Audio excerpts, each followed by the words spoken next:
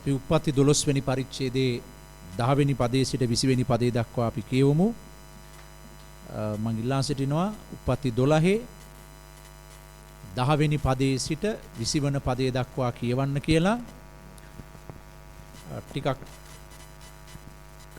දීර්ඝ කොටසක් පද 11ක් විතර තියෙනවා. 10 වෙනි පදයේ සිට 20 වෙනි පදයේ දක්වා. දේශේහි සාගතයක් විය. දේශේහි සාගතයේ මහත් බැවින් ආබ්‍රම මිස්ර දේශයේ පොරොත්තුව සිටින් පිණිසෙහි ගියේය. තවද ඔහු මිස්ර දේශයට ඇතුල් වෙන්නට ලං වූ කල තම භාර්යාව වූ සාරයිට කතා කොට බලව නුඹ ශෝභන පෙනීම ඇති ස්ත්‍රියක් බව දනිමි. මිසරවරුන් නුඹ දුටු විට මෑ ඔහුගේ භාර්යාව කියා මා මරා නුඹ ඉතුරු කරනවා ඇත. ඉතින් නුඹ නිසා මට යහපත සිද්ධ වෙන පිණිස නුඹ කරන කොටගෙන මාගේ ප්‍රාණය ගැලවෙන පිණිසද නුඹ මාගේ සහෝදරී යයි කියන ලෙස ඉල්ලීමි කීය. තවද ආබ්‍රම මිසරයට පැමිණි කල ඒ ස්ත්‍රිය ඊතා ශෝභන බව මිසරවරු දුටුවෝය. පාරාවෝගේ ඇමතිවරු ඈ දැක පාරාවෝ ඉදිරියේ ඈ වර්ණනා කළෝය. එවිට ඒ ස්ත්‍රිය පාරාවෝගේ ගැටගෙන යන ලද්දීය. ඔහු ඈ නිසා ආබ්‍රම්ට යහපත කළේය. බටළුවෝද ගවයෝද කොටළුවෝද දාසයෝද දාසියෝද කොටළු දෙනුන්ද ඔටුවෝද ඔහුට ලැබුණාහ. ස්වාමින් වහන්සේ ආබ්‍රම්ගේ භාර්යාව වූ සාරායි නිසා පාරාවෝටද ඔහුගේ ගෙයි වැසියන්ටද මහත් වූ පීඩාවලින් පීඩා කළසේක. එවිට පාරාවෝ ආබ්‍රම් කැඳවා නුඹ මට මේ කලේ මොකද්ද? ඈ නුඹේ භාර්යාව බව කුමක් නිසා මට නොකීවෙහිද? ඈ නුඹේ සහෝදරියයි මට කීවේමක් නිසාද? එබැවින් ඇය මාගේ භාර්යා කොට ගතිමි. මෙන්න නුඹේ භාර්යාව ඇය රැගෙන ඵලයන්යි ඔහුට කීය. පාරාවෝ ඔහු ගැන මිනිසුන්ට අනදුන්නේය. ඔහු සහ ඔහුගේ භාර්යාවද ඔහු සන්තක සියල්ලද මගට ගෙනත් ඇරළුවෝය. හොඳයි. අපි උප්පත්ති පොත බලමින් සිටියේ පහුගිය සති ගණනාවක් පුරා. අපි උප්පත්ති 12 වෙනි පරිච්ඡේදයට ආවා. ඇවිල්ලා අපි බැලුවා ආබ්‍රහම්ට දෙවියන් වහන්සේ කතා කළා. අපි එතනින් අපි බැලුවා දෙවියන් වහන්සේ ආදම් ඒවට කතා කළා, කායින්ට කතා කළා. අපි දකිනවා ඔවුන් දෙවියන් වහන්සේගේ හඬට පිටුපාන ආකාරය. ඒ නිසාම අපි දැක්කා මිනිසයා දෙවියන් වහන්සේගෙන් වෙන් වෙනවා. මිනිසයා ශාපයකට යටත් වෙනවා. ඉන්පස්සේ අපි දකිනවා නෝවාගේ කාලය. අපි ඒ කාල ගැන අපි පසුගිය සතිවල බැලුවා. නමුත් ඒ හැම තැනකම අපි දකින්නේ මිනිසයා දෙවියන් වහන්සේගේ හඬට අකීකරු වෙන ආකාරයයි. 12 වෙනි පරිච්ඡේදයට එනකොට අපි දකින්නේ දෙවියන් වහන්සේ ආබ්‍රහම්ට කතා කළා. ආබ්‍රහම්ට කතා කළාම ආබ්‍රහම් දෙවියන් වහන්සේගේ හඬට සවන් දීලා ආබ්‍රහම් දෙවියන් වහන්සේට කීකරුව ගමන් කරන්න පටන් ගත්තා. අපි ගිය සතියේ දැක්කේ දෙවියන් වහන්සේගේ හඬට සවන් දීලා ආබ්‍රහම්ගේ පවුල සමග කානාන් දේශය බලා පිටත් වෙනවා. අපි ඒ කොටස බලනකොට අපි විශේෂයෙන් අවධානය යොමු කළේ පවුලක ආබ්‍රහම් පවුලක් හැටියටයි ගමන් කළේ. තනියෙන් දෙවියන් වහන්සේගේ හඬ ඇසුවත් ආබ්‍රහම් ක්‍රියාත්මක වුණේ කානාන් දේශය කරා ගමන් කරන්න පවුලක් හැටියටයි. එතකොට අපි බැලුවා පවුලක ස්වාමි පුරුෂයෙක්ගේ වගකීම මොකද්ද කියන එක අපි ගිය සතියේ අවධානය යොමු කළා. අපි දැක්කා ආබ්‍රහම් ඒ පවුලට නායකත්වය දුන්නා. ආත්මීකව දෙවියන් වහන්සේගේ හඬ අහලා දෙවියන් වහන්සේගේ මඟ පෙන්වීම අනුව දේව සැලැස්ම ඉටු කරන පිණිස ආබ්‍රහම් ඒ පවුලට නායකත්වය දෙනවා පියෙක් ස්වාමි පුරුෂයෙක් හැටියට. ඒ නිසා අපි ගිය සතියේ බැලුවේ ආත්මික නායකත්වයක් පවුලට ලබා දීම ස්වාමි පුරුෂයෙකුගේ ප්‍රධාන වගකීම කියලා අපි බැලුවා. ඒක තමයි පවුලක තියෙන ලොකුම ආශිර්වාදය. එතනින් තමයි ආශිර්වාද ගලාගෙන එන්න පටන් ගන්න. ඒ නිසා ඊටා වැදගත් පවුලක ස්වාමි පුරුෂයා ආත්මික නායකත්වයක් හෙබවීම. පවුලට කෑම බීම සපයනවා පමණක් නෙවෙයි පවුලකට අනිකුත් දේවල් බලනවා විතරක් නෙවෙයි පවුලකට ආත්මික නායකත්වය දෙන එක. අද ගොඩක් පවුලක ස්වාමි පුරුෂයා ආත්මික නායකත්වයෙන් බැහැර වෙනවා. ඉතා වැදගත් ආත්මික නායකත්වයේ දීම කියන එක ගිය සතියේ බැලුවා. ඒ නායකත්වය ලබා දීම සමග අපි දැක්කා ආබ්‍රහම් සමග එකඟතාවෙන් තමයි සාරා සහ ඒ පවුලේ අය අර කානාන් දේශය කරා යන්නේ. එතකොට අපි බැලුවා එහෙනම් පවුලක ස්වාමි පුරුෂයෙක් සමග භාර්යාව එකඟව එක්සත්ව යටහත්ව අර ආබ්‍රහම් දෙවියන් වහන්සේට ඇහුම්කන් දුන්නාක් මෙන් ඒ හඬට පවුලේ අයත් ඇහුම්කන් දීලා ඒ ගමනට එක්සත්ව ගමන් කිරීම ඉතා වැදගත් කියලා. දැන් අපි බලන්නේ උප්පත්ති 12 වෙනි පරිච්ඡේදයේ 10 වෙනි පදේ ඉඳලා 20 වෙනි පදේ දක්වා තියෙන කොටස. මේ කොටසට යනකොට අපිට පේන දෙයක් තමයි මේ කානාන් දේශයේ දැන් අපි දන්නවා අපි මේකත් තේරුම් ගන්න ඕන ආබ්‍රහම් මේ අය ජීවත් වුණු කාලේ ඩේර යුගයක් තිබුණේ. ඒ නිසා වුන් එක තැනක රඳා සිටියේ නැහැ. ඔවුන් ක්‍රමක්‍රමයෙන් විවිධ ස්ථාන කරා ඔවුන් ගමන් කළා. ඉතින් මේ කානාන් දේශයේ දැන් මේ වන විට ආබ්‍රහම් හිටියේ කානාන් දේශයේ මිසරයේ පැත්තට අරාබි කාන්තාරයේ පැත්තේ ඒ සීමාව ආසන්නයේ තමයි හිටියේ. දැන් ඒ ප්‍රදේශය ටිකක් බියලි ප්‍රදේශයක්. ඉතින් වර්ෂාපතනය හරි අඩුයි ඒ ප්‍රදේශයේ. ඉතින් මෙහෙම ප්‍රදේශයක සාමාන්‍යයෙන් නිතර නියඟයන් වලට මුහුණ දෙන්න පටන් ගන්නවා. සාගතයන් වලට මුහුණ දෙන්න පටන් ගන්නවා. ඉතින් නිතර බහුල ප්‍රදේශයක් ඒ ප්‍රදේශය. දැන් ආබ්‍රහම් පවුලක් හැටියට දෙවියන් වහන්සේගේ හඬට ඇහුම්කන් දීලා දෙවියන් වහන්සේගේ පොරොන්දු කරා ගමන් කරන්න යන්නේ. දැන් දෙවියන් වහන්සේ මොනවද ආබ්‍රහම්ට දුන්නු පොරොන්දු? අපි ඒවත් පොඩ්ඩක් මතක් කරගමු. දෙවියන් වහන්සේ කිව්වා මම නුඹව මහත් ජාතියක් කරනවා. එතකොට දෙවියන් වහන්සේව නියෝජනය කරන පරම්පරාවක් ගොඩනැගෙන්න යන්නේ මේ ආබ්‍රහම් සහ ඒ පවුල තුලින්. එතකොට දෙවියන් වහන්සේ කිව්වා ඒ අයට මම දේශයක් දෙනවා. අපි ගිය සතියේ බැලුවා. මේ දේශය ඒ උඹේ වංශයට මම දෙනවා කියලා උන්වහන්සේ කිව්වා. දැන් එතකොට මේ එහෙම ගමනක් තමයි මේ අය යන්නේ. මේ නිකම් මේ සංචාරක මේ කරනව නෙවෙයි තනින් තන මේ කාලෙන් කාලෙට. මේ දෙවියන් වහන්සේ කියපු දේ අහලා ඒ දෙවියන් වහන්සේගේ වැඩේ ඉෂ්ට කරන පිණිස මේ අය පවුලක් හැටියට ගමන් කරන්නේ. දැන් ඒ ගමන් කරන ගමනේ මෙන්න අපිට පේනවා 10 වෙනි පදයට යනකොට ඔවුන්ට පවුලක් ලෙස යම් අර්බුදකාරී අවස්ථාවන් මැදින් ගමන් කරන්න සිදු වුණා. දැන් ඒක තමයි අද දවසේ අපේ අවධානය. අපි කිතුණු ජීවිතයට ආව කියන්නේ අපිට කිසි ප්‍රශ්නයක් නැහැ නෙවෙයි. සමහර විට බොහෝ අය හිතනවා මේ ක්‍රිස්තියානි ජීවිතයට අපි එනවා කියන්නේ කිසි ප්‍රශ්නයක් තියෙන්න බෑ. ආර්ථික ප්‍රශ්න තියෙන්න බෑ. වෙනත් ගැටලු වලට අපි නෑ. අපි මනුෂ්‍යයන් හැටියට අපි මේ පොළවේ ජීවත් වෙන කාලය තුල අපිට ජීවිතයේ විවිධ ස්වභාවයන් මැදින් අපට ආකාරයන් මැදින් ගමන් කරන්න වෙනවා. ඉතින් ආබ්‍රහම් ඒ දෙවියන් වහන්සේගේ පොරොන්දු අල්ලගෙන දේව වචනයට කීකරු වෙලා ඔවුන් අඩිය තැබුවා. ඒ දෙවියන් වහන්සේගේ පොරොන්දු කරා ගමන් කරන්න. නමුත් ඔවුන් යම් අර්බුද මැදින් ගමන් කරා. අපිටත් මේ කිතුණු ජීවිතයේ විවිධ අර්බුදකාරී දේවල් මැදින් ගමන් කරන්න සිදු වේවි. කවදාවත් දෙවියන් වහන්සේ පොරොන්දු වෙලා නැහැ කිසි ප්‍රශ්නයක් ගැටලුවක් නැති ජීවිතයක්. දැන් අපි ඒකට කැමතියි. නමුත් උන්වහන්සේ කියලා නැහැ අපේ මේ කිතුණු ජීවිතේ අපිට ප්‍රශ්න නැහැ කියලා.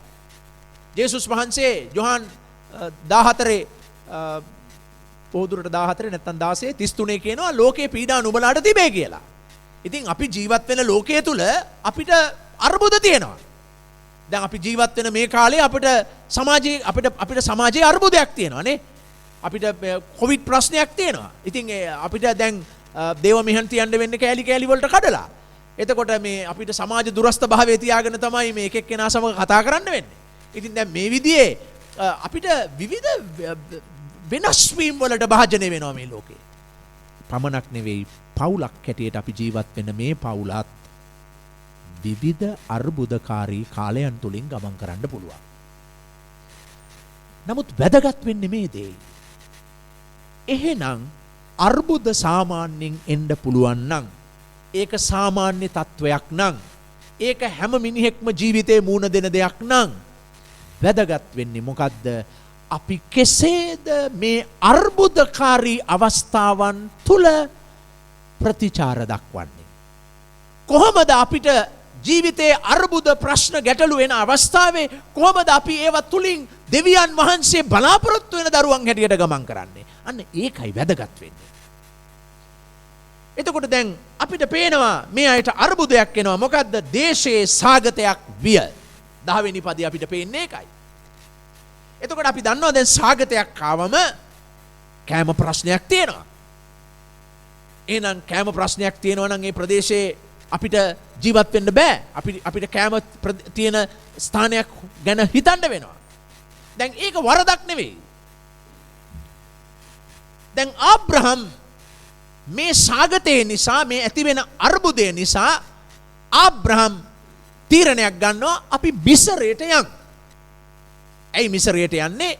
ඒ සාගතයේ තියෙන කාන්තාර ප්‍රදේශය පසු කරලා මිසරයට යන්න තියෙනවා. එතකොට එහෙම ගිහිල්ලා අපි ටික කලකට එහි ජීවත් වෙමු.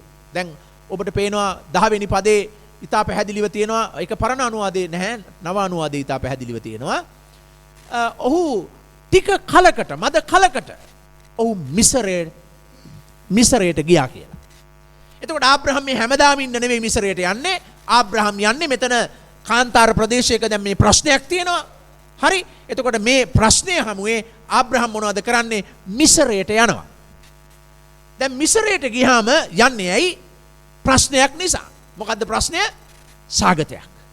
එතකොට මේ ප්‍රශ්නේ නිසා මිසරයට යනවා. එතකොට දැන් මිසරයට ගියාම තවත් ප්‍රශ්නයක්.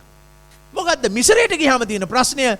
මිසරයට යනකොට මිසරේ රජ ඔවුන්ට ප්‍රශ්නයක් වුණා. මොකද්ද රජ පිළිබඳ ප්‍රශ්නය?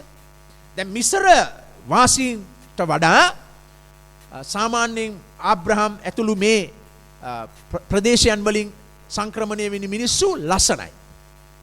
දැන් මිසරේ අය ටිකක් කළු සහ නිකන් අර මම නිකන් මේ විදිහට කියන්නේ අපිට තේරෙන්නේ නිකන් අප්‍රිකානු සම්භවයකට නිකන් කිට්ටු විදියෙන් යන අය. ඉතින් මේ රජතුමා දැන් ආබ්‍රහම් ඇතුළු පවුලේ අය මිසරයට ඇතුල් වුණාම ඒගොල්ලෝ බලනවා මේ ආගන්තුකයෝ කට්ටියක් ඇවිල්ලා තියෙනවා. මෙයා හරිම ලස්සනයි. එයාගේ භාර්යාව ඊටත් වඩා ලස්සනයි. දැන් ඒක පිරිමි අය එහෙම නේ සාමාන්‍යයෙන් නේද? වඩා ලස්සන අය දිහා වැඩියෙන් බලනවා. එතකොට දැන් මිසරේ රජතුමා මොනවද කළේ? මේ ආබ්‍රහම්ගේ භාර්යාව සාරාව දැකලා මෙයාව ලබා ගන්න ඕන නිසා ආබ්‍රහම්ගේ ජීවිතයට තර්ජනයක් එයි කියලා ආබ්‍රහම් හිතුවා. හිතලා මොනවද කළේ? දැන් ඔන්න එක අර්බුදයක් නිසා දැන් ඔන්න මිසරයට ආවා. දැන් ඔන්න ආබ්‍රහම් තවත් අර්බුදයකට පත් වෙනවා. මොකද්ද? තමන්ගේ පවුල ආරක්ෂා කර ගැනීමේ අර්බුදය. දැන් ආබ්‍රහම් මොනවද කරන්නේ? මේ 12 වෙනි පරිච්ඡේදයේ 11 වෙනි පදේ අපිට පේනවා ඔවුන්ගේ අර්බුදය. ඔවුන් මිසරයට ආපුවම ඒ දේශයට ඇතුල් වුණාම තමන්ගේ භාර්යාව සෝභමාන පෙනීමක් ඇති අයෙක් නිසා මිසර අයගෙන් ඔවුන්ට ප්‍රශ්නයක් එයි කියලා ඔහු මොනවද කරන්නේ? තමාගේ භාර්යාවට කියනවා මෙන්න මේ විදිහේ දෙයක්. මොනවද කියන්නේ? බලන්න මෙතන ඉන්න ස්වාමි පුරුෂයන් කවදාවත් තමන්ගේ භාර්යාව ගැන භාර්යාවට මෙහෙම දේවල් කියලා තියනවද කියලා? කියවලා බලන්න. 11-12. තවද ඔහු මිසර දේශයට ඇතුළන්ට ලං වූ කල තම භාර්යාව වූ සාරයිට කතා කොට බලව නුඹ ශෝභන පෙනීම ඇති ස්ත්‍රියක් බව දනිමි. මිසරවරුන් නුඹ දුටු විට මෑ මොහුගේ භාර්යාව කියා මා මරා නුඹ ඉතුරු කරනවා ඇත. 13.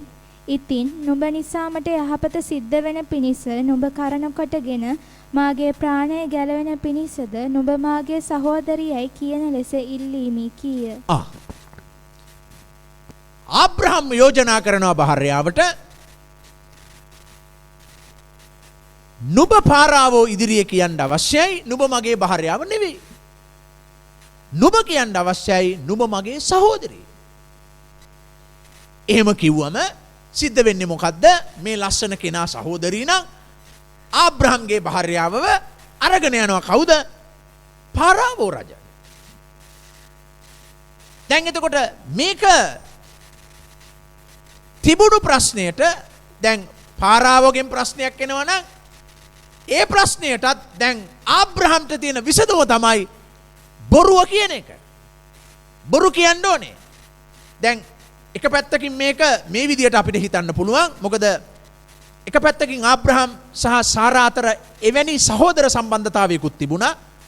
නමුත් දැන් ඒ සහෝදර සම්බන්ධතාවය අභිබවා ආබ්‍රහම් සාරාව විවාහ කරගෙන හිටියා. දැන් මේ දෙකම ඇත්තයි. භාර්යාව බවත් ඇත්තයි, සහෝදරී බවත් ඇත්තයි. ඉතින් එක පැත්තකින් මේක කෙනෙකුට කියන්න පුළුවන්.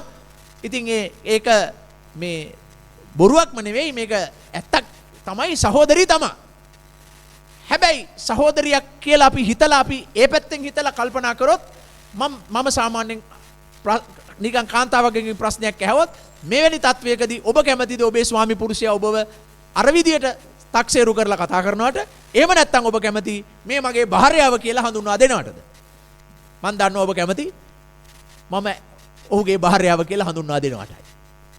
ඉතින් කෙසේ හෝ ආබ්‍රහම් මේ ස්ථානයේ කරන වැඩේ අපිට පිළිගන්න පුළුවන් වැඩක් නෙවෙයි. ආබ්‍රහම් මේක කරන ප්‍රධාන හේතුවක් තියෙනවා. ඒ සාරා ගැන හිතලා නෙවෙයි. ආබ්‍රහම් ගැන හිතලා. දැන් ඕක තමයි අද පවුල් වල තියෙන ප්‍රශ්නේ. මොකද්ද? හැම වෙලාවෙම මං ගැන තමයි හිතන්නේ.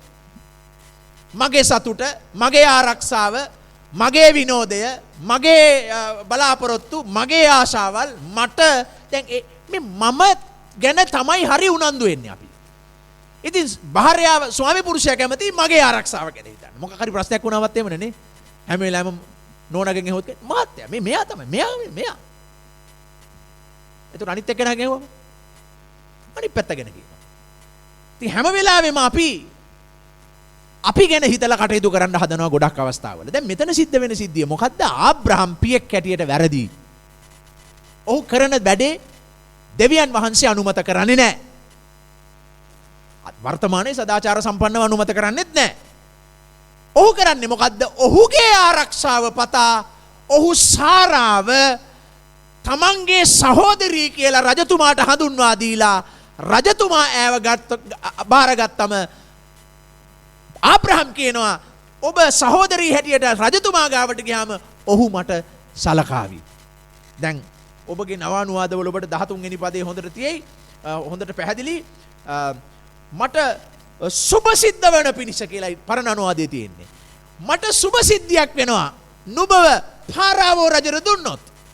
මොකද සිද්ධ වෙන්නේ? සුභසිද්ධිය. දැන් කොයි නෝනද තමන්ගේ මහත්තයා කවදා හරි ඔබව මහත්තයාගේ සුභසිද්ධිය සඳහා කාට හරි දීලා අනේ අර යන්න මෙන් ඉන්නවා මගේ ජීවිතේ ආරක්ෂාව සැලසෙනවා මට කීයක් හරි හම්බ වෙනවා. දැන් ඔබ බලන්න 16 15 16 පදවල ආබ්‍රහම්ට මොනවද ලැබෙන්නේ කියලා? සේවකයෝ හම්බ වෙනවා, වස්තුව හම්බ වෙනවා, කොටලුව ඔටුව හම්බ වෙනවා. ඒ කියන්නේ ලැබෙන්න තියෙන රජෙකුගෙන් ලැබෙන්න තියෙන ඉහළම සම්පත් ආබ්‍රහම්ට හම්බ වෙනවා. දැන් ඒම මහත්යෙකුට ඔබ කැමතිද? හලෝ ඔබව දීලා ඔටුව ටිකක් නේද? දැන් මේ කාලේ ඉතින් ඔටුව නෙවෙයි නේද? මේ කාලේ ඉතින් නේද ප්‍රාඩෝ එකක් අපි එහෙම කියමු. එතකොට මේ ලක්ෂ කීයද වටින්නේ ඔබ? ලක්ෂ ගාණක් අරගෙන දැන් එහෙම භාර්යාවක් හැටියට ඔබ කැමතිද?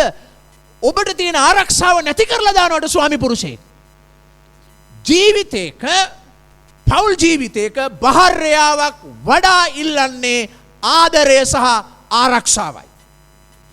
අපි ගිය සතියේ බැලුවා ස්වාමි පුරුෂයෙක් පෞල් ජීවිතයක බලාපොරොත්තු වන්නේ ගෞරවය. මම කියන දේ අහයි, මං කියන දේට ගරු කරයි. ඒක තමයි ස්වාමි පුරුෂයෙක්ගේ මූලික අවශ්‍යතාවය පෞල් ජීවිතයක. තව දේවල් තියෙනවා මේක විශේෂ දෙයක්. එතකොට දැන් මේ මොහොතේ අපි බලන්නේ සාරාගේ අවශ්‍යතාවය මොකද්ද? අර්බුදයක් ආවා කියලා නෝනව උගසට තියෙන එක නෙවෙයි. අර්බුදයක් ආවා කියලා ඒ ප්‍රශ්නෙන් බේරෙන්න, ඒ ප්‍රශ්නය මගහරින්න තමන්ගේ භාර්යාවගේ ආරක්ෂාව නැති කරලා ඇව පහතට හෙලන එක නෙවෙයි. අද පවුල් වල සිදුවන්නේ මෙවැනි දේවල්. බලන්න පවුල් ජීවිතයක ප්‍රශ්නයක් තිබුණොත් සාකච්ඡා කරලා බලන්න බෑ. ඇයි මෙහෙම උනේ? මොකක් හරි අර්බුදයක් කියනවා. මොකක් හරි ප්‍රශ්නයක් කියනවා. මේ ප්‍රශ්නේ මේකයිනේ. මේ බලන්නකෝ දැන් බලන්න මෙහෙම ප්‍රශ්නයක් උණු නිසා තමයි මම මගේ නෝනට මෙහෙම කෙරුවේ.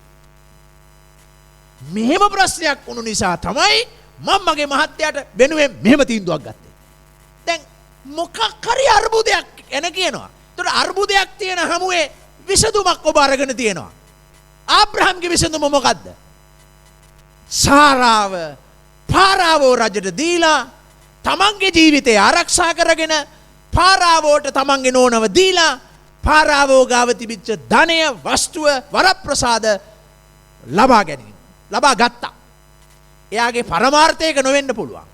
ඒක පරමාර්ථය නොවුනත් ඇති වූ ගැටලුවට ආබ්‍රහම් දැක් වූ ප්‍රතිචාරය වැරදි. ප්‍රේමවන්ත සහෝදර සහෝදරී අපි මේක තේරුම් ගන්න ඕන. පවුලක් වුණාම අපි විවිධ අර්බුදවල යන්න පුළුවන්. ස්වාමි පුරුෂයෙක් ලෙස ඔබගේ ජීවිතයේ ඔබ ප්‍රශ්න වලට මුහුණ දෙන්න පුළුවන්. භාර්යාවක් ලෙස ඔබ ප්‍රශ්න ගැටලු මැදින් ගමන් කරන්න පුළුවන්. ඒවා ආර්ථික අවශ්‍යතාව වෙන්න පුළුවන්. සමහර විට නිවස පිළිබඳ ප්‍රශ්න වෙන්න පුළුවන්. දරුවන්ගේ අනාගතය පිළිබඳ සුරක්ෂිතකම පිළිබඳ ප්‍රශ්න වෙන්න පුළුවන්. සමහර විට පුරුෂයෙක් හැටියට ඔබේ පුද්ගලික අභිමානය ගරුත්වයට හානි කරපු ප්‍රශ්නයක් වෙන්න පුළුවන්. තව පැත්තකින් ගත්තම භාර්යාවක් හැටියට ඔබගේ ආරක්ෂාව නැති කරලා ඔබගේ ගරුත්වය නැති කරලා ඔබට ලැබෙන්න ඕන ආදරය අහිමි කරලා ඒ සුරක්ෂිත භාවය අහිමි කරපු වාතාවරණයක් මැදින් ඔබ ගමන් කරන්න පුළුවන්. ප්‍රේමවන්ත සහෝදර සහෝදරී අපිට මතුවී තිබෙන ප්‍රශ්නය අපි දෙවියන් වහන්සේගේ සැලැස්මට අනුව අපි විසඳා ගන්නවද අපි කරන්න ඕනේ. එසේත් නැතිනම් ප්‍රශ්නයක් වෙනුවට තවත් වැරදි තීන්දුව අරගෙන වැරදි ප්‍රශ්නයකට අපි තවත් ඇදගෙන යන එකද අපි කරන්නට ඕනේ. අද බොහෝ වෙලාවට මේ සමාජයේ අපි දකින්නේ මිනිස්සුන්ගේ ජීවිත ප්‍රශ්න විසඳ ගන්න ගිහිල්ලා තවත් ප්‍රශ්න පටලලා අන්තිමට විසඳන්න බැරි විදියට දරුණු හානි පෞල් ජීවිතයේ ස්වාමි පුරුෂයාගේ ජීවිතය තුලත් භාර්යාවගේ ජීවිතය තුලත් දරුවන්ගේ ජීවිතවලත් දරුණු හානි සිද්ධ කරනවා. ප්‍රේමවන්ත සහෝදර සහෝදරී මේක ඉතා හොඳින් තේරුම් ගන්නට ඕන. මේ ලෝකේ අර්බුද නැති කෙනෙක් නැහැ. හැම කෙනෙක්ම ජීවිතේ ගැටලු වලට මුහුණ දෙන්න පුළුවන්. නමුත් අපි හැම විටම මුහුණ දෙන ගැටලු මැද අපි තේරුම් ගන්නට අවශ්‍යයි අපි දෙවියන් වහන්සේව අදහගත් සෙනග. යේසුස් ක්‍රිස්තුස් වහන්සේව අදහගත්තා වූ අය අපි දෙවියන් වහන්සේගේ වචනය අපට දීලා තියෙනවා, එළිදරව් කරලා තියෙනවා. ආබ්‍රහම්ට මෙන් ඒ දෙවියන් වහන්සේගේ එළිදරව්ව මත තමයි අපි ඉදිරි ගමන ඉස්සරහට යන්නේ. දෙවියන් වහන්සේ ආබ්‍රහම්ට පරම්පරාවක් ගැන පොරොන්දුවක් දුන්නා. දෙවියන් වහන්සේ ආබ්‍රහම්ගෙන් සාක්ෂිකාරයෙක් වීම බලාපොරොත්තු වෙනවා සේම. දෙවියන් වහන්සේ අපෙනුත් බලාපොරොත්තු වෙනවා. දෙවියන් වහන්සේගේ හඬට සවන් දීලා දෙවියන් වහන්සේ වෙනුවෙන් දෙවියන් වහන්සේගේ සාක්ෂිකාර දරුවෙක් හැටියට උන්වහන්සේ මේ සමාජයේ අපිව තබා තිබෙනවා කියන එක අපි මතකයේ තබා ගන්නට ඕන. අපිට යම් අර්බුද ආවා කියලා අපිට යම් ප්‍රශ්න වලට මුහුණ දෙන්න සිදු වුණා කියලා අපි වැරදි තීන්දුව ගන්නවා නම් අපි තවදුරටත් කරන්නේ සුද්ධ වූ දෙවියන් වහන්සේගේ නාමය අගෞරවයට පත් කිරීම. දෙවියන් වහන්සේගේ නාමය අගෞරවයට පත් කරන ජීවිතයක් අපි ගත කිරීමයි. නම් එහෙනම් ඒකේ ප්‍රතිඵලය මොකද්ද? එක පැත්තකින් අපි මේ ප්‍රශ්නේ දිහා බැලුවම අපිට පේන්නේ ආබ්‍රහම් ප්‍රශ්නෙන් තවත් ප්‍රශ්නයකට යනවා මිසක් ප්‍රශ්නෙන් විසඳුමක් කරා එන්නේ නැහැ. අද බොහෝ වෙලාවට මිනිස්සු එහෙමයි. ප්‍රශ්නයක් ඇති වුණාම ප්‍රශ්නෙන් තව ප්‍රශ්න පටල ගන්නවා මිසක් ඒ ප්‍රශ්නෙන් ගැටලුවෙන් විසඳුමක් කරා එන්න උත්සාහයක් දරන්නේ නැහැ. මේ සමාජයේ ඒ තරමටම දූෂණය වෙලායි තියෙන්නේ. කවදාවත් දෙවියන් වහන්සේ බලාපොරොත්තු වෙන පවුලක් දෙවියන් වහන්සේ බලාපොරොත්තු වෙන ජීවිතයක් ගොඩනගන්න නෙවෙයි මේ සමාජය අපට අතහිත දෙන්නේ. ගොඩක් වෙලාවට මේ සමාජය තුළ හැමදේම නිර්මාණය වෙන්නේ සහ අදහස් ඇති කරන්නේ තවදුරටත් මිනිස්සුන්ගේ ජීවිත විනාශ වෙන විදියටයි. බොහෝ දේවල් ඒ විදියටයි තියෙන්නේ. ඒ නිසා කිතුණු අපි මේ දූෂිත ලෝකයේ ඇතුලේ අපි නිතරම දෙවියන් වහන්සේගේ හඬ දෙවියන් වහන්සේගේ මඟ පෙන්වීම නිතර අල්ලගන්න ඕන. අපි මූණ දෙන අර්බුද හමුවේ ජයග්‍රාහී ලෙස ඉදිරියට යන්න නම්. දැන් එක පැත්තකින් ආබ්‍රහම් මේ කරපු තත්ත්වය නිසා සාරා අර්බුදයකටපත් වෙනවා. මොකද්ද සාරාට තියෙන අර්බුදේ? භාර්යාවක් හැටියට තමා ලබන්න ඕන ආදරය රැකවරණය එහෙම් පිටින්ම නැති වී යනවා. ඒක කොයිම භාර්යාවක්වත් කැමති දෙයක් නෙවෙයි. හැම භාර්යාවක්ම කැමති තමන්ගේ ස්වාමි පුරුෂයා තමාව ආරක්ෂා කරගනී. තමාගේ ස්වාමි පුරුෂයාගේ ආදරය, රැකවරණය කතා කරන වචනයකින් හෝ තමා පිළිබඳව අදහස් දැක්වීමකින් හෝ තමා එදිනෙදා ජීවිතේ මොනවාද මුදල් ඉපයීම තුළ ආර්ථිකය දේවල් සැපයීම තුළින් හෝ භාර්යාවකට ඇතිවන්නේ මොකද්ද? සුරක්ෂිතකම. දැන් මේ කාන්තාවන් සාමාන්‍යයෙන් හරි මුදල් වැඩිපුර හම්බ වෙනවා නම් කැමතියි. දැන් ඔය කාන්තාවන් කල්පනා කරලා බලන්න. දැන් මහත්තයා වැඩිපුර දැන් සමහරක් වෙලාවට සමහර නෝනලා ඉන්නව නේද? මහත්තයාගෙන් වැඩියෙන් සල්ලි හම්බ වෙනකොට මූණ වැඩියෙන් හිනාවක් තියෙනවා. ඒ සල්ලි අඩුවෙන් හම්බුනාම මූණේ හිනාව අඩුවෙන් තියෙනවා. ඉතින් ඒක හොඳ තත්ත්වයක් නෙවෙයි. ඒක බොහොම ආත්මార్థකාමී වැරදි තත්ත්වයක්. හැබැයි පොඩි එක්තරා මේ විද්‍යාත්මක පැත්තකුත් තියෙනවා මේකේ නේද? ඒ කියන්නේ සාමාන්‍යයෙන් ඒ මුදල් නිවසකට ලැබුණාම කාන්තාවකට ලොකු සුරක්ෂිතකමක් හිතෙනවා. මට දැන් අර්ක කරන්න පුළුවන්, මේ ටික කරගෙන යන්න පුළුවන්. ඒතර මට ප්‍රශ්නයක් නැහැ. සුරක්ෂිතකමක්. ඉතින් මේ මුදල් හරහත් එක්තරා විදිහේ සුරක්ෂිතකමක් තමයි gedara ඇති වෙන්නේ. හැබැයි අපේ කිතුණු ජීවිතේ පදනම මුදල් නෙවෙයි. ඉතින් ස්වාමි පුරුෂයෙක්ගේ වගකීමක් පවුලට අවශ්‍ය කරන ඒ මුදල් මෙය ආරක්ෂාව රැකවරණය සැපයීම. ස්වාමි පුරුෂයෙකුගේ වගකීමක් තව පැත්තකින් තමාගේ භාර්යාවගේ වටිනාකම අගය අනන්‍යතාවය ආරක්ෂා කර දීම. දැන් මෙතන ආබ්‍රහම් ගන්න අර්බුදයකට ගන්න විසඳුම වැරදි. ඉතින් ඒක භාර්යාවකට දරන්න පුළුවන් දෙයක් නෙවෙයි. ඒ නිසා භාර්යාවක් කැමති තමාව ආරක්ෂා කරන පුරුෂයෙක් ඉන්නවා නම්, තමාව අගය කරන පුරුෂයෙක් ඉන්නවා නම්, තමාව ආරක්ෂා කරගෙන ආදරය දක්වන පුරුෂයෙක් ඉන්නවා නම් ඒකට භාර්යාවක් කැමති. ඒක ඔවුන්ගේ අවශ්‍යතාවය. සාරා කියන්නේ භාර්යාව. ඇය ගැහණියක්. ඇයගේ පැත්තෙන් බැලුවොත් මේ ප්‍රශ්නය ආබ්‍රහම් කරන්නේ මේ උද්ගත වෙච්ච ප්‍රශ්නයට විසඳුමක් සඳහා ඇගේ සුරක්ෂිත භාවය කඩාකප්පල් කරලා දානවා. තව පැත්තකින් සිදුවෙන දේ තමයි දෙවියන් වහන්සේ ආබ්‍රහම්ට මුලින් කිව්වේ මොකද්ද? මම නුඹ තුලින් මහත් පරම්පරාවක් ඇති කරනවා, ජාතියක් ඇති කරනවා. ඒ ජාතියට තමයි මේ කානාන් දේශය දෙන්න කියලා කිව්වා. දැන් ආබ්‍රහම් ඊළඟට කරන දේ මොකද්ද?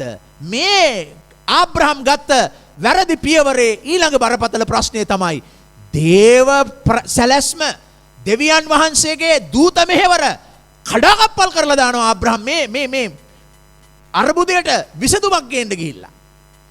එහෙනම් අපි තේරුම් ගන්න ඕන දේ තමයි දෙවියන් වහන්සේ ස්ථාපිත කරපු පවුල දෙවියන් වහන්සේ ඉදිරියට ගෙන යන්නේ දෙවියන් වහන්සේගේ පරමාර්ථය සම්පූර්ණ කරන පිණිසයි.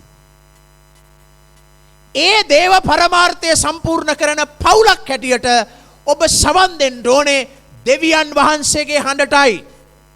ස්වාමි පුරුෂයෙක් හැටියට, භාර්යාවක් හැටියට ඔබ දෙදෙනා එකතු වී ඒ දෙවියන් වහන්සේගේ හඬට කීකරු යටහත්කම ඒ පවුල තුල ඔබ හදාගන්න අවශ්‍යයි. ඒක හදාගෙන ඔබ ඉදිරියට යන අවස්ථාවේදී අර්බුද ගැටලු ඔබට මුණ ගැසෙයි. ඒවා ජයගන්ට යන්නේ ඔබේ ක්‍රමයෙන් නම්, ඔබේ සැලසුම් වලින් නම් ඔබ තවදුරටත් අර්බුදයෙන් අර්බුදය කරා ඔබ පැමිණෙන්න පුළුවන්.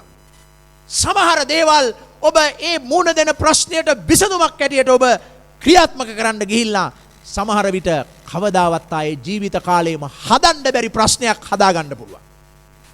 ඒ කියන්නේ විසඳන්න බැරි, යම්කිසි විදියකින් निराවුල් කරන්න බැරි විදියේ ප්‍රශ්නයක් ඔබ හදාගන්න පුළුවන් සමහර ඔබට පේන විසඳුම්.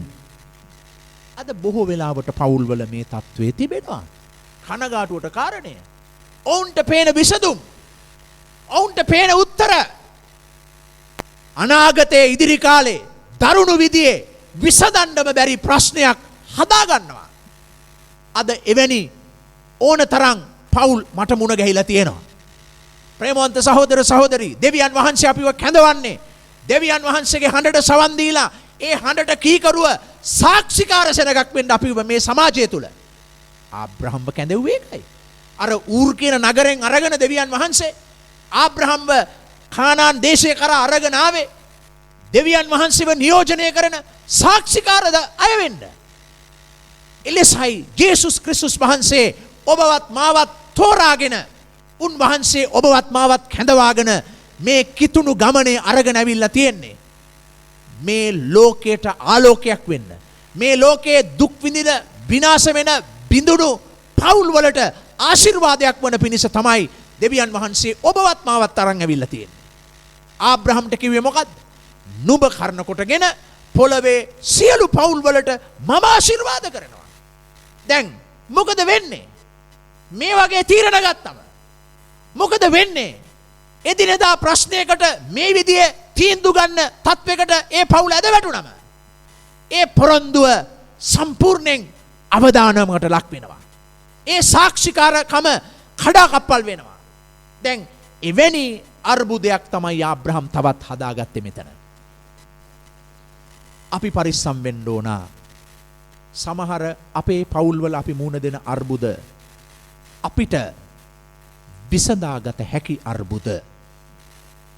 මම බොහෝ වෙලාවට දැකලා තියෙනවා. මම බොහෝ වෙලාවට පවුල් එක කටයුතු කරනවා සහ මට සම්බන්ධ වෙන්න අවස්ථාව ලැබිලා තියෙනවා. මම දැකලා තියෙන්නේ ගොඩාක් ප්‍රශ්න පවුල්වල විසඳාගත හැකි හරිම පහසුවෙන්. හරිම පහසුවෙන් විසඳා ගන්න පුළුවන් දේවල්. නමුත් ඒවා විසඳා ගන්න බැරි ප්‍රශ්න කරා ඇදගෙන ගිහිල්ලා තියෙනවා. විසඳන්න බැරි දැන් මිනිස්සෙකුට විසඳන්න බැරි ප්‍රශ්නයක් කරා ඇදගෙන ගිහිල්ලා තියෙනවා. කවුද?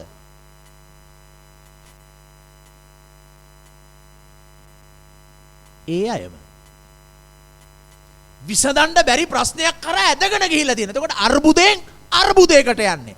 අර්බුදයෙන් විසඳුමකට නෙවෙයි යන්නේ. අර්බුදයෙන් අර්බුදයක් නිර්මාණය කරගන්න තැනට යන්නේ. අද ගොඩාක් අය අර්බුද විසඳ ගන්න දන්නේ නැහැ පවුලක් ඇතුලේ. ඒ අය කරන්නේ මොකද්ද?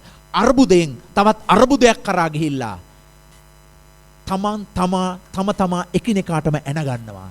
අන්තිමට අහිංසක දරුවන්ව විනාශ කරනවා. ඒ නිසා ප්‍රේමවන්ත සහෝදර සහෝදරි ආබ්‍රහම්ට දෙවියන් වහන්සේ කිව්වේ නුඹ කර්ණ කොටගෙන පොළවේ සියලු පවුල් වලට ආශිර්වාද කරනවා. ඒකමයි දෙවියන් වහන්සේ අපිවත් තබලා තියෙන්නේ. යේසුස් ක්‍රිස්තුස් වහන්සේ තුලින් උන්වහන්සේ අපිව සකල ජාතින්ට සුභාරංචියක් වෙන්න සලස්වලා තියෙනවා. අපි ඒ දූත මෙහෙවරේ තමයි යෙදී සිටින්නේ මේ දවසේ මේ මොහොත වෙන විටත්. ඒ නිසා ස්වභාවයක් අර්බුද පැමිණීම ස්වභාවිකයි. පවුලක අර්බුද පැමිණෙන්න පුළුවන්. අපි ජීවත් වෙන සමාජය තුල අර්බුද පැමිණෙන්න පුළුවන්. අපි දැන් මේ මූණ දෙනවා වගේ. නමුත් ඒ අර්බුද හමුවේ අපි කොහොමද ජයග්‍රහණය කරා ගමන් කරන්නේ? කොහොමද ඒ අර්බුද වලට අපි විසඳුම් පිළියම් යොදන්නේ? අන්න ඒක ඊටා වැදගත් අපි ජීවිතේ ඉස්සරහට යද්දී. සමහර ඒවා තියෙනවා. සමහර අය ගන්න විසඳුම්. එහෙම නැත්තම් සමහරක් අය ඒ ගැටලුවට මුණ දෙන විදිය කොච්චර බරපතලද කියනවා නම් කවදාවත් ආයේ හදන්න බැරි විදිහේ මිනිහෙකුට වෙනස් කරන්න බැරි විදිහේ දරුණු විදිහේ විසඳුම් තමයි සමහරක් අය ගන්නෙ මේ කෙටි කාලයක් මේ ඉස්සරහා නිකන් ඔහේ බලලා. අන්තිමට ඔහේ ඉස්සරහා බලලා මේ දැන් මේගොල්ලන්ට ආවේ මේ සාගතේ බලලා ගිහිල්ලා ඊළඟට මිසරට ගියාම පාරාවෝ රජගේ මොනවාවිද ඒකට ගත්ත තීරණයක්. ඔන්න මේ කෙටි කාලීන උත්තර දිහා බලලා ගන්න විසඳුම් දිගු කාලයක් ජීවිතේ දුක් විඳිනවා. සමහර විට මැරෙනතුරු දුක් විඳිනවා.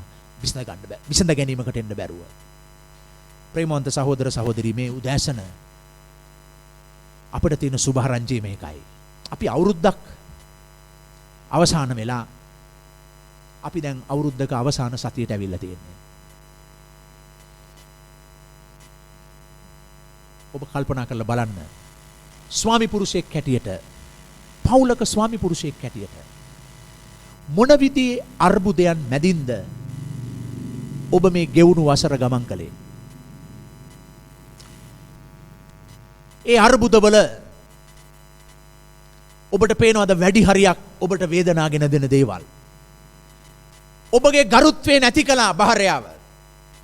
ඇගේ වචන, ඈ දරුවන් ඉදිරිපිට කතා කළ දේවල්, ගත්ත තීරණ, ඒ සියලු දේවල් වල ඔබට දැනෙනවද වේදනාවක්? ඔබගේ පුරුෂයෙක් හැටියට තිබුණු ගරුත්වය අභිමානය කඩා බිඳ දැමුවා කියලා. ඔබ අලුත් වසරකට අඩිය තියන්න යනවා. භාර්යාවක් ලෙස ඔබ දකිනවා ඔබව ආරක්ෂා කරන්න ඕන වෙලාවේ, ඔබට ආදරය කරන්න ඕන වෙලාවේ, ඔබව රැක බලා ගන්න ඕන වෙලාවේ මගේම ස්වාමි පුරුෂයා මට තිබිච්ච ආරක්ෂාව නැති කළා. මාව බලා ගන්න ඕන වෙලාවේ ඒ වෙලාව යා වෙන දේවල් වලට ගත්තා. මගේ ළඟින් ඉන්න ඕන වෙලාවේ මගේ ළඟින් හිටියේ නෑ. මම තනි වුණා ඒ වෙලාවේ. ඔබ බලන්න එවැනි මේ ගෙවුණු වසර ඇතුලේ එවැනි තනිවීම, එවැනි ආරක්ෂාව නැතිවීම, ආදරය නොලැබීම මැදින් ඔබ ගමන් කරලා තිබෙන්න පුළුවන්. ප්‍රේමවන්ත සහෝදර සහෝදරී, අපි ඒ මුණ දුන්නු සෑම දෙයක් යලිත් තවත් අර්බුදයකට මඟ පාදන්න නැතුව ඒ සෑම අර්බුදයක්ම ජයග්‍රහණය සඳහා පරිවර්තනය කරන්න අපි දෙවියන් වහන්සේගේ මුහුණ සොයන්න අවශ්‍යයි. එසේ නැති වුණොත් අපි කරන්නේ මොකද්ද? අර්බුදයෙන් අර්බුදයක් නිර්මාණය කරනවා. ඒ අර්බුදයෙන් තවත් අර්බුදයක් නිර්මාණය කරනවා. අන්තිමට අපි එකිනෙකනාට එන ගන්නවා. අපි එකිනෙකනාව තුවාල කරනවා. අවසානයේ සිදු වෙන්නේ අමිහිරි පවුලක් විනාශකාරී තැනට පැමිණෙනවා. දෙවියන් වහන්සේ අපිව කැඳෙව්වේ සාක්ෂියක් වෙන්න. අන්තිමට කිසිදු සාක්ෂියක් නැහැ අපේ ජීවිතේ. නමුත් මේ වසරේ අපිට තිබෙන සුභාරංචිය තමයි මෙන්න මේ දේ හොඳින් අහන්න.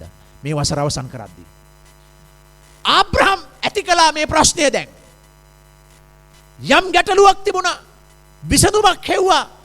ඒ ගැටලුවෙන් විසඳුමකට ගියා නෙවෙයි, තවත් ගැටලුවක් නිර්මාණය වුණා. දැන් ආබ්‍රහම්ට උත්තරයක් නැහැ. සාරාට උත්තරයක් නැහැ. ඔවුන් පාරාවෝ රජ ඉදිරියේ දැන් ඇය පාරාවෝගේ නිවසට ගියා. ඒ නිවසේ දැන් සිටින්නේ ආබ්‍රහම් 16 වෙනි පදේ අපි දකිනවා වරප්‍රසාද ඔහුට ලොකු ප්‍රමාණයක් ලැබුණා. ඔහු ඒක ලබා ගත්තා. දැන් ඔහුට ආපස්සට හැරෙන්න විදියක් නැහැ. මොකද පාරාවට උඩින් ඔහුට කිසිවක් කරන්න පුළුවන් කමක් නැහැ. ආබ්‍රහම් සහ සාරා පවුලක් හැටියට මුණ දෙන්නේ ඔවුන්ට විසඳුමක් ගෙනෙන්න බැරි වාතාවරණයක් තුලයි. නමුත් ඔබ බලන්න අපට තිබෙන සුභාරංචිය නම් 17 වෙනි පදේ සිට 20 වෙනි පදේ දක්වා මොනවද කියන්නේ? ස්වාමින් වහන්සේ ආබ්‍රම්ගේ භාර්යාව වූ සාරායි නිසා පාරාවෝටද ඔහුගේ ගේ වැසියන්ටද මහත් වූ පීඩාවලින් පීඩා කළසේක. දෙවියන් වහන්සේ පාරාවෝගේ ගෙදරට මහත් පීඩාවක් එව්වා කියලා කියනවා.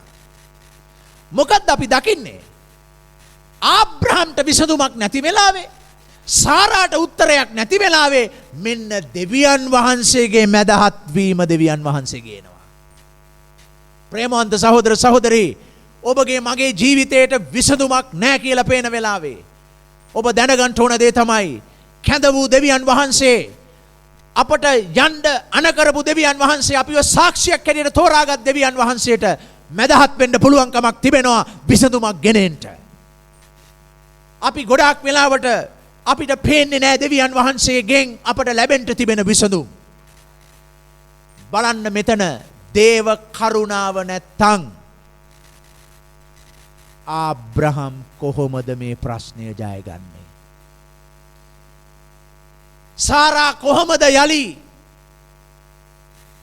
ජාතියක් ගොඩනගන්නේ? ආබ්‍රහම් කොහොමද ජාතින්ගේ පියා බවට පත්වන්නේ? ආබ්‍රහම් කොහොමද ඇදහිල්ලේ පියෙක් බවට පත්වන්නේ? දැන් අද අපි ආබ්‍රහම් ගැන කතා කරනකොට කියනවා ආබ්‍රහම් ඇදහිල්ලේ පියා කියලා. දැන් ඔබ බලන්න මේ ඇදහිල්ලේ පියාගේ ගමන මෙතන මොකද වෙන්නේ කියලා දැන්. ඇදහිල්ලේ පියා මොකද වෙන්නේ? මිසරේදී ඉවරයි ඔක්කොම. එහෙනම් ඔබ තේරුම් ගන්න ඕන දේ මොකද්ද? ඇදහිල්ලේ ගමනක් යන්න නම් පවුලක් හැටියට දෙවියන් වහන්සේගේ වචනයට කීකරුව ගමන් කරන්න නම් ඔබ ස්වාමි පුරුෂයෙක් භාර්යාවක් හැටියට, මේක තරුණ අයටත් ඒකයි, ඔබ දෙවියන් වහන්සේගේ වචනය මත ගමන් කරන්න නම් ඔබේ ශක්තියෙන් පමණක් ඔබට ගමන් කරන්න බෑ. ඇදහිල්ල දෙවියන් වහන්සේ මත තැබීම අවශ්‍යයි. දේව අනුග්‍රහයෙන් තමයි අපි ඒ ගමන සම්පූර්ණ කරන්නට යන්නේ. දෙවියන් වහන්සේගේ මැදහත් වීම මෙතන ආබ්‍රහම්ට ලැබුණා. පාරාවෝගේ නිවසට පීඩා එව්වා දෙවියන් වහන්සේ. පාරාවෝගේ නිවසට පීඩාවන් එවලා පාරාවෝට දැනෙන්න සැලැස්සුවා පාරාවෝ වරදක් කරලා තිබෙනවා. ඒ තමයි මම තෝරාගත් මිනිසයා වන ආබ්‍රහම්ගේ භාර්යාව ඔබ තබාගෙන ඉන්නවා. ඒකෙන් ඔබට ලොකු සාපයක් සිද්ධ වෙන්න යනවා. කරුණා කරලා ඔබ දැන් මේ භාර්යාවව ආබ්‍රහම්ට ලබා දීපන්. ඒ මැදහත් වීම දෙවියන් වහන්සේ නොකරනද අද අපි ආබ්‍රහම්ට ඇදහිල්ලේ පියා කියන්නෙත් නැහැ. ජාතින්ගේ පියා කියන්නෙත් නැහැ. වෙන වෙන පියවරුන්ගේ නම් ඕන්නම් කියන්න පුළුවන්.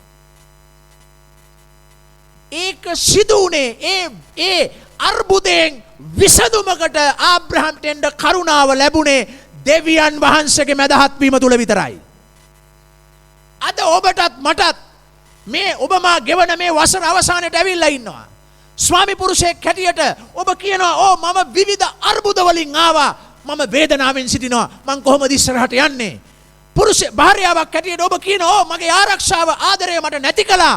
මම කොහොමද දැන් තවදුරටත් මගේ පවුලක් හැටියට මං ඉදිරියට යන්නේ?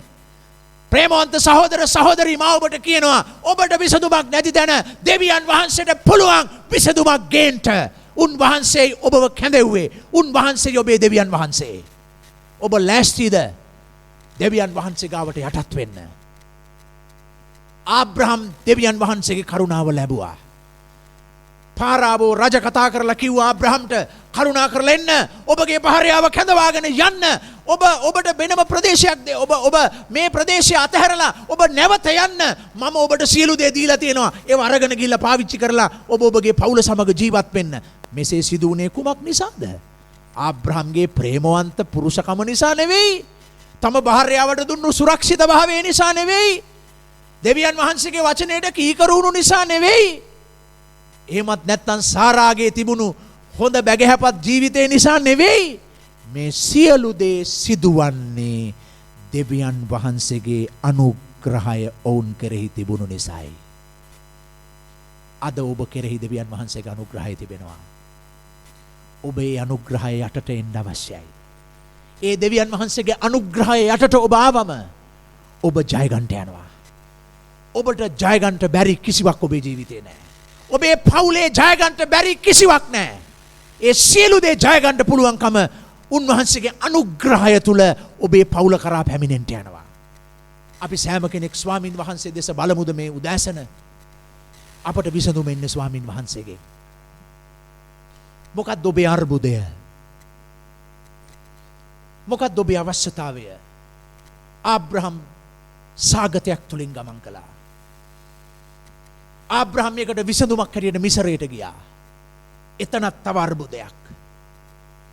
ආබ්‍රහම් ඒ අර්බුදේ විසඳන්න ආබ්‍රහම්ගේ ක්‍රමයක් පාවිච්චි කළා. ඒකෙන් සිදුුනේ සාරාට හානියක්. ඒකෙන් සිදුවෙන්න ගියේ දෙවියන් වහන්සේගේ සැලැස්ම ආබ්‍රහම්ව කැඳ වූ නුඹ තුලින් සියලු පවුල් වලට ආශිර්වාද කරනවා, මහත් ජාතියක් ඇති කරනවා. ඒකටත් අර ප්‍රශ්නයක්. ඔවුන් දෙදෙනාටම උත්තරයක් නැහැ. අද මේ උදෑසන ඔබට කිසිදු උත්තරයක් නැහැ කියලා ඔබ කල්පනා කරන කෙනෙක්ද? ඔබගේ පෞල් ජීවිතේ යම් තැන්වල ඔබට දැනෙනවා මම මේ මගේ දරුවෝ නිසා තමයි මේ ඉස්සරහට යන්නේ. නැත්තම් මට මහත්යෙකුගෙන් වැඩක් නැහැ. මම මේ ජීවිතේ ඉස්සරහට යන්නේ දරුවෝ ගැන හිතලා. නැත්තම් මට මගේ මහත්යගෙන් ලැබුණු දෙයක් නැහැ. මම ඉතින් අර ලැජ්ජාවටයි දරුවන්ගේ අනාගතයට කැලලක් නිසායි මම මේ සද්ද නොකර ඉන්නේ. ඒකද ඔබගේ උත්තරේ ඔය පවුල තුල? ස්වාමි පුරුෂයා කතා කරලා කියනවා මමත් මේ බැඳගත්ත බෙරේ ගහනවා. ඒකත් මම කරන්නේ දරුවන්ව කවදාවත් අතාරින්න බැරි නිසා. ඒ නිසා දැන් ඉතින් ඔය තව ටික කාලයයි මේ ටික කාලයත් ඔය විදියටම ගෙවිලා ගියේ දෙන්න. ඒකද ඔබේ උත්තරය ඔබේ අර්බුද හමුවේ? ඔබ සිටින්නේ කොයිම විදියකින්වත් උත්තරයක් දැකගත නොහැකි ස්ථානයක නම් ඔබ සිටින්නේ කොයිම ආකාරයකින්වත් විසඳුමක් ඔබට ගෙනෙන්න ශක්තියක් නැහැ, හැකියාවක් පුළුවන්කමක් නැහැ කියන තත්වේ නම් මම ඔබට යෝජනා කරනවා ඔබව මැව්ව ඔබට ප්‍රේම කරන ජේසුස් ක්‍රිස්තුස් වහන්සේ වෙත උන්වහන්සේගේ අනුග්‍රහය වෙත ඔබ ළඟා වෙන විට ඔබ උන්වහන්සේගේ අනුග්‍රහය ගාවට ගිහිල්ලා ඔබගේ භාජනය ඔබ යටහත්ව උන්වහන්සේ ගාවට තබන විට උන්වහන්සේට පුළුවන්කමක් තිබෙනවා උන්වහන්සේගේ බලයෙන් සහ කරුණාවෙන් ප්‍රඥාවෙන් ඔබව පුරවන්න ජයග්‍රාහී ගමනක් සඳහා ඉදිරියට ගමන් කරන පිණිස අපි සෑම කෙනෙක් නැගිටිමුද ස්වල්ප වේලාවක් ස්වාමින් වහන්සේගේ පාමුල අපි නැගිට අපි ස්වාමින් වහන්සේ වෙතට අපි ලං වෙමු අපට උත්තරයක් නැහැ අපට තිබෙන විසඳුම ජේසුස් ක්‍රිස්තුස් වහන්සේ පමණයි ප්‍රේමවන්ත සහෝදර සහෝදරී ආබ්‍රහම්ට උත්තරයක් නැහැ සාරාට උත්තරයක් නැහැ ඔවුන් අර්බුදයෙන් අර්බුදයට ගිහිල්ලා හිටියේ ඔවුන්ට වෙන උදව් කරන්න කෙනෙක් නැහැ ඔවුන්ට වෙන පිහිට වෙන්න උපකාර කරන්න කෙනෙක් නැහැ කෙනෙකුට පුළුවන්කමකුත් නැහැ අන්නේ අවස්ථාවේ කැඳ වූ දෙවියන් වහන්සේගේ අනුග්‍රහය මැදහත්කාරකම ඔවුන් කරා පැමුණුණා. අපිත් අද උදෑසන කියමු දුන් වහන්සේට ස්වාමිනී ඔබ වහන්සේ ආබ්‍රහම්ගේ දෙවියන් වහන්සේ. ඔබ වහන්සේ අද මගේ දෙවියන් වහන්සේ. ඔබ කියන ස්වාමිනී අපට අවශ්‍යයි අර්බුද වලින් විසඳුමක් කරා යන්න. ඔබ කියන ස්වාමිනී අපිට අවශ්‍ය නැහැ අර්බුද වලින් අර්බුද කරා යන්න. අපට අවශ්‍යයි අපි මුණ දෙන මේ අර්බුද වලින් විසඳුමක් කරා පැමිණෙන්න. අපගේ විසඳුම දෙවියන් වහන්සේගේ මැදහත් වීම තුලයි අපි ලබන්න යන්නේ. අපි නිසා ස්වල්ප වේලාවක් අපි දැස් පසා ගනිමු සියලු දෙනා. අපි වසරක් අවසන් කරලා අපි අලුත් වසරකට තව දින කිහිපයකින් පැමිණෙන්න යනවා. ප්‍රේමවන්ත සහෝදර සහෝදරී දෙවියන් වහන්සේ ඔබවත් මාවත් කැඳෙව්වා. ආබ්‍රහම්ව මෙන් දෙවියන් වහන්සේ ඔබටත් මටත් දූත මෙහෙවරක් දුන්නා. ආබ්‍රහම්ට කිව්වා නුඹ ජාතීන් නුඹ සියලු පවුල් නුඹ කරන කොටගෙන ආශිර්වාද ලබනවා කියලා. ජේසුස් වහන්සේ ඔබටත් මටත් කෝ යන්න සකල ජාතීන් මගේ ගෝලයන් කරන්න. උන්වහන්සේ ඔබවත් මාවත් තෝරාගෙන පත් කරලා තියෙනවා යම් දූත මෙහෙවරකට. අපි තුලින් අපේ ගමේ මිනිස්සු ආශිර්වාද ලබන්න ඕන. අපි තුලින් අපි ඉන්න ප්‍රදේශයේ මිනිස්සු දෙවියන් වහන්සේව හඳුනා ගන්න අවශ්‍යයි. ඔවුන් ආසාවෙන් පිපාසෙන් කියන්නට අවශ්‍යයි. අපිටත් අවශ්‍යයි ඔබ වගේ අලංකාර පවුලක් ඔබ වගේ අලංකාර ජීවිතයක්. එවන් සාක්ෂිකාර ජීවිතයකටයි දෙවියන් වහන්සේ ආබ්‍රහම්ව කැඳෙව්වේ. අපි කියමු අපිට බෑ. අපි කියමු ස්වාමිනී ඔබ වහන්සේගේ අනුග්‍රහය දෙන්න. ප්‍රේමවන්ත සහෝදර සහෝදරී තරුණ සහෝදර සහෝදරී ඔබ කියන ස්වාමිනී මට බෑ සමහර දේවල් ජය ගන්න. මට බෑ සමහර දේවල් වලට උත්තරයක් දෙන්න. නමුත් ඔබ වහන්සේට පමණයි පුළුවන් මට ජය දෙන්න. අපි ටික වෙලාවක් උන්වහන්සේ දෙස බලමින් අපි යාඥා කරමු. අපි ස්වාමින් වහන්සේට කියමු ස්වාමිනී අපි ඔබ වහන්සේගේ අභිමුඛයට පැමිණෙනවා.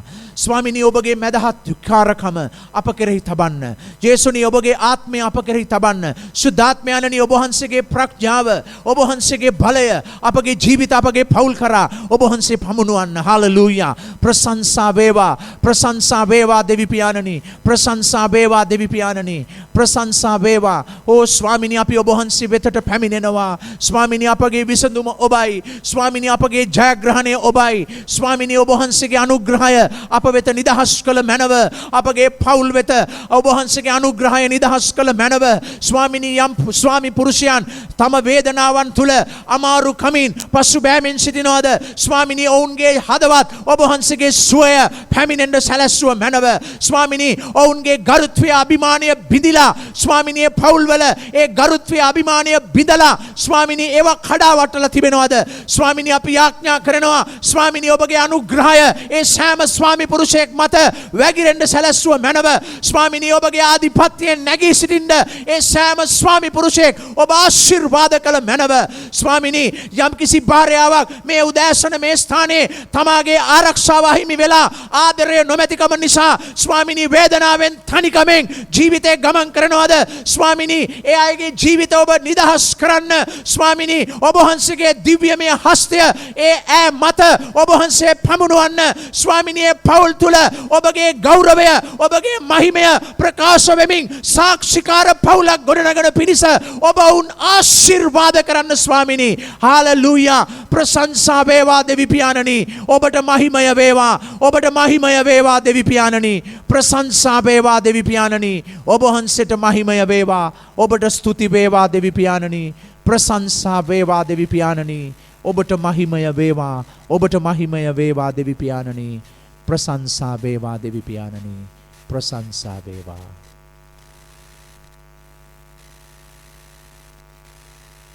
ආදර සහෝදර සහෝදරී, ඔබ දුවගෙන යන්න ඕනේ ස්වාමින් වහන්සේගේ අභිමුඛයේ සොයාගෙනයි. ඔබගේ අර්බුදය මොන විදිහේ අර්බුදයක් වුණත් ඔබට දෙවියන් වහන්සේගේ කරුණාව අනුග්‍රහය පමණයි තිබෙන්නේ ජය ගන්න. ඔබ පිපාසයෙන් උන්වහන්සේව සොයාගෙන යන කෙනෙක් වෙන්න. උන්වහන්සේ ඔබට බැරි දේ කරන්න සූදානම්ව සිටිනවා. ඔබ බහින්න ඔබේ සිංහාසනෙන් පල්ලෙහාට. ඔබ ගොඩනගාගත්ත සිංහාසනයක් තියෙනවා, ඒකෙන් පල්ලෙහාට බහින්න. ඔබ ගොඩනගාගත්ත සිංහාසනේ ඔබයි ආණ්ඩුකාරයා, ඒකෙන් බහින්න පල්ලෙහාට. ඔබ නොබැස්සොත් දෙවියන් වහන්සේ දරුණු ලෙස බිඳෙන්න සලස්වයි. ස්වාමින් වහන්සේගේ ආත්මයට ඔබ ඉඩ දීලා, උන්වහන්සේගේ වචනේ සත්‍යයට ඔබගේ ජීවිතේ ඉඩ දීලා, ඔබ උන්වහන්සේට යටත් වෙන තරමට උන්වහන්සේගේ ආධිපත්‍ය ඔබගේ ජීවිතේ ක්‍රියා කරන්න පටන් ගනීවි. එවිට ඔබගේ පවුලේ අය ඔබ කතා කරන දේ අසාවි. එවිට ඔබගේ පවුල කෙරෙහි දෙවියන් වහන්සේගේ බය පැමිණේවි. ඔබ දෙවියන් වහන්සේට බයව දෙවියන් වහන්සේගේ ආධිපත්‍යයට යටත් වෙන්න ඔබ ඉන්න ස්ථානෙන් බැහැලා. එවිට ඔබට මහා පරිවර්තනයක් කරන්න පුළුවන්කම තිබෙන්න යනවා. ප්‍රේමණීය දෙවි පියාණනි, ඔබ වහන්සේගේ බලවත් හස්තයට මේ සෑම කෙනෙක් ඔබ වහන්සේට කැප කරනවා. මේ සෑම පවුලක් ඔබ වහන්සේට බාර කරනවා. ස්වාමිනී, ඔබ වහන්සේ ආබ්‍රහම්ට මෙන් මේ එකිනෙකාගේ ජීවිතවලට ඔබ වහන්සේ යමක් කතා කළාද? ඔබ වහන්සේ මඟ පෙන්වුවාද? ස්වාමිනී, ඒ දේ තදින් අල්ලාගෙන ඔබගේ අනුග්‍රහයෙන් ඉදිරියට යන්න ඔබ වහන්සේ උන් ආශිර්වාද කරන්න ස්වාමිනී. ස්වාමිනී, මේ කාලය වන විට යම් අර්බුදයන් මැදින් යම් අය ගමන් කරමින් සිටීද? ස්වාමිනී, ඒ අර්බුදයන් වලින් තවත් අර්බුදයක් නිර්මාණය නොකරගෙන ස්වාමිනී, අර්බුදයෙන් ජයග්‍රහණය කරා පැමිණෙන පිණිස ඔබ වහන්සේගේ මඟ පෙන්වීම සොයන්ට, ඔබගේ අනුග්‍රහය ලබන්ට මේ සෑම කෙනෙක් ඔබ වහන්සේ ආශිර්වාද කළ මැනව.